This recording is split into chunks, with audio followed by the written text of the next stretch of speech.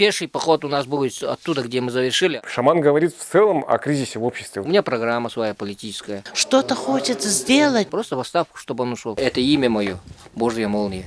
Тангара Чагалхана. Поддержу шамана, чтобы показать власти, насколько она мне достала. Это вещь. А он острый? Не будем пробовать. Путь воина – это мой путь. Я избран, я шаман-воин.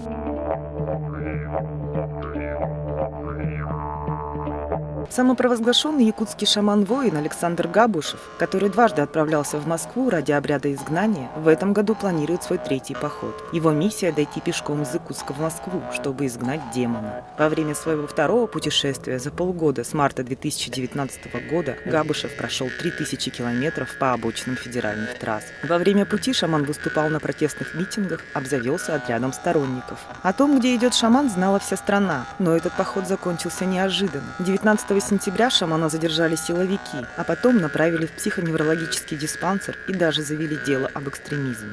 Основанием для возбуждения уголовного дела послужил признаваемый защитниками факт распространения видео, содержащего, согласно заключению психолого-лингвистического исследования, экстремистские призывы. В 2019 году имя Александра Габушева прозвучало во всех мировых СМИ. О том, какими методами он хочет изменить ситуацию в стране и что подтолкнуло его выбрать этот путь, расскажет он сам. Это случилось еще в давние 2000-х годах, когда я был обычным человеком, мирским. Он же был женатым, жил обычной мирской жизнью, работал, учился, ухаживал за женой. Ну, а там уже вы наверное, знаете, трагедия у меня произошла в жизни семейная. Жена после тяжелой болезни умерла и так далее. И я от полученных переживаний, как говорится, ушел в шаманизм, как говорится. И с этого времени вот мой путь продолжился до пути шамана-воина, вот как я сижу. Все это все. И у меня как раз с этим временем связано вот есть тетрадь. Это еще записано вот в 2008-2009 годах, вот эти записи, как вот становление моего шаманизма, пути вот этого, все это я записывал, когда в отшельничестве был. Тут и таюки есть, тут и алгысы, тут и просто в этом моем мировоззрении. Я все это записывал, когда вот это посвящение шаману проходил. И сейчас вот этап этот идет как раз. Я вот стараюсь передать. Я чувствую, что у меня время сжато, быстро оно. Я не успею передать людям вот эти знания. Знаете, у меня есть телеграм-канал, и вот буквально за сутки до того, как Александра задержали на границе с Иркутской областью, я там написал небольшой пост о том, что в ситуации с самопровозглашенным шаманом власть не совершила только одну ошибку. То есть она не стала с ним воевать. Потому что так повелось, что испокон веков в обществе были люди, даже в самые темные времена, в Средневековье, которые могли говорить власти даже самую нелицеприятную правду или вообще что об этой власти думают в народе. Это были шуты, блаженные и юродивые.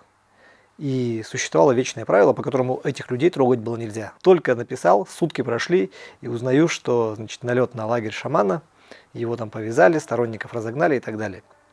И вот с этого момента шаман стал подниматься, а власть начала выставлять себя в смешном свете. И дошло до того, что там в газеты уровня Нью-Йорк Таймс, то есть крупнейшие мировые медиа, начали писать о походе мистика из Сибири против Путина, которого этот самый Путин испугался. Когда в обществе недовольство настолько сильное, что оно канализируется в самых разных точках выхода, и вот поддержка шамана массовая, это же на самом деле такая форма общественного протеста. То есть вот поддержу шамана, чтобы показать власти, насколько она мне достала. Лучше вот, мужик из Якутска без зубов, который идет и что-то там бормочет себе, чем вот смотреть вот эти сытые лица в телевизоре, которые обещают уже который год светлое будущее. Это Витька Эльф, он Паша Локи, вот стоит кот Леха кот снимает. Все это моя вот эта оставленная команда, чтобы они были при мне всегда там, на кухне ходят. И Кирюха воин, но на его не снимать, у него кредо никогда не снимается, он мой телохранитель. И вот эти ребята вот и при мне всегда, это моя охрана, маленькая моя охрана. Он оставлен специально, чтобы быть при мне. Есть целебные силы у меня, есть управление природой. Но это просто полной силой мне не разрешается пока пользоваться. Бог пока не разрешает этим пользоваться. Хотя я знаю, есть у меня и целительские способности, есть и управлять природой. Это я проходил, когда вот посвящение, я уже это наяву чувствовал на себе. что могу менять погоду. Это его путь, это его путь. Это путь народа, это путь. Потому что каждый шаг делается для чего-то. Не ради Москвы, не ради якутов, а ради чего-то. Он делает это, чтобы люди что-то понимали, ну, что достучаться до кого-то. Үйәгіртін себәстәқ, ол бұғытнан үйәға үрді ғанилар кенеға тугателерін оңырар бұғылақ. Он человек такой, он идет, что-то хочет сделать, пускай сделает, пускай едет. Ага. Он человек свободный. Заочно закончил. Начинал очно до 2 или 3 курса, ну а дальше на заочный перешел. И так проучился почти 10 лет. Меня уже там знали, уже в университете вечным студентом считали. Каждый раз пересдача, каждый раз провал, пересдача, провал. В ЕГУ, вот так и 10 лет почти проучился, пока бороду уже не отрастил уже. Детей не было. Ну, детьми не получилось. 2 раза она беременела и не получалось. Один раз у нее у самой не получилось, но что-то там осложнение. А 2 раз ее у нас насильно отобрали. Насильно, да. Было такое дело. Насильно уже здорового ребенка. Это система тоже, жестокая система. И все эти вот события вот меня вот в шоковое состояние ввели. Да, все эти события. Толчок, ага. Ну это все воля тоже Божия, чтобы подготовить меня к переменам, создать, выковать из меня меч вот этот Божий. И то, что он пошел, такую мысль себе сформулировал и уже на протяжении полгода вот пытается движение свое продолжить, это говорит о том, что он действительно что-то в нем есть такое особенное. Шаманы — это же люди просто, немножко такие не от мира сего. И то, что он такой совершает необычный поступок, неординарный, говорит о том, что действительно у него какие-то есть особенности. Возможно, какие-то сигналы он получает. Я считаю, что проблема, вот все говорят, Путина уберем, дескать, да, и все, и жизнь у нас зацветет, все у нас наладится, да. То есть шаман в какой-то степени упростил, да, что действительно Путин во всем виноват. Это, с одной стороны, вредная мысль, с одной стороны, да. То, что во всем виноват Путин, люди думают, мы уберем Путина и заживем хорошо. Это неправильно. В целом шаман говорит, общий посыл такой, что у нас в стране кризис назрел, и что у нас в стране застой, в том числе у нас самих граждан. Мы сами себя там во многом неправильно ведем. Кто взятки носит чиновникам? Мы же сами носим. Кто молчит о произволе? Мы сами молчим. Шаман говорит в целом о кризисе в обществе у нас в стране, а не только о том, что вот давайте Путина уберем. Вот я вот так это понимаю. Пеший поход у нас будет оттуда, где мы завершили, а до того мы на транспорте доберемся отсюда. Весь основной отряд прибудет к марту. Все уже там. Приказ издан. Сколько человек Примерно самые лучшие вот пожелания, чтобы было 100 человек, даже больше. Но пока 30 человек придет. Поход будет мирный, да, как я озвучил. Отряд мой настроен на мирно, я им приказал только мирными методами, мирные протесты, мирные митинги, вот это все. Я его собираюсь просто физически изгнать. Конечно, мирными протестными методами. Просто, это на языке современном, в отставку. Просто в отставку, чтобы он ушел. В Конституции же предусмотрено, если народ станет мирным протестами, должен уйти правитель в отставку. А это перемены уже. Видишь, и там знают, что движение началось благодаря шаману, воину, благодаря моему отряду. Уже все, народ проснулся, народ уже высказывает свои требования, и все. Это все отзвуки наших движений. И там уже кое-какие начинаются движения в правительстве.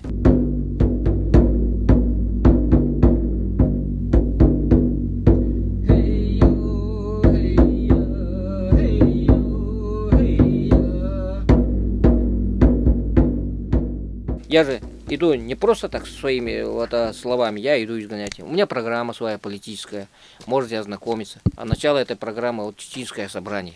Как Чече, это первое, это что мы сделаем, это конституционную реформу. То, что демон сейчас уже берет на вооружение, Конституцию, да, он уже озвучивал. Вот это наша первая задача, конституционная реформа. Когда все будет расставлено по справедливым местам властных полномочий.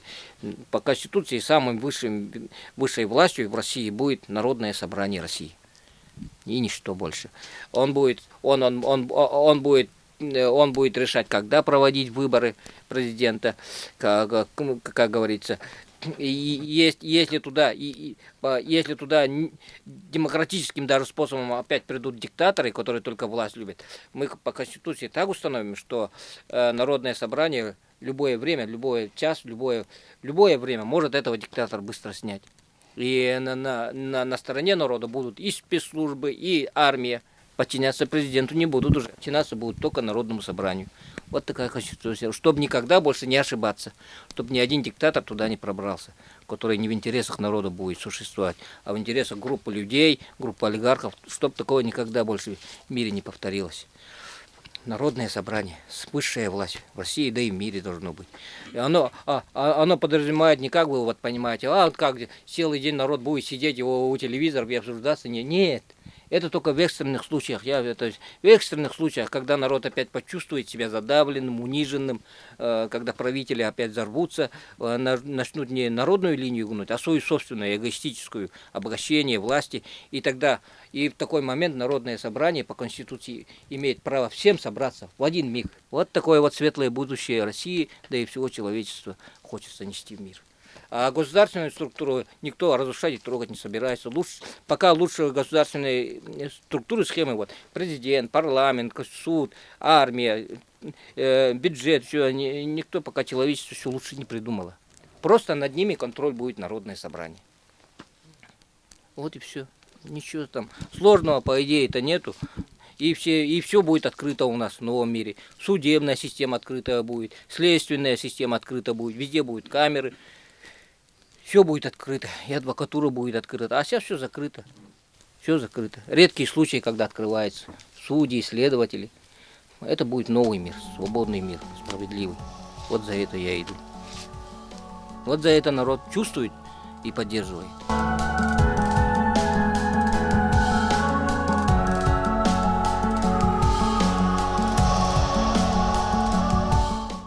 В этом мире у каждого свое предназначение. У шамана Александра Габушева свое.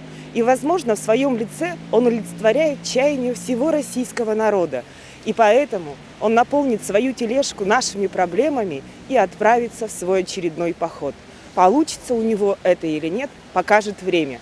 Но как бы там ни сложилось, благодаря ему уже весь мир узнал традиционный якутский лозунг, означающий «Слава Родине!». Уруй! Айхал! Уруй! Айхал! Айхал!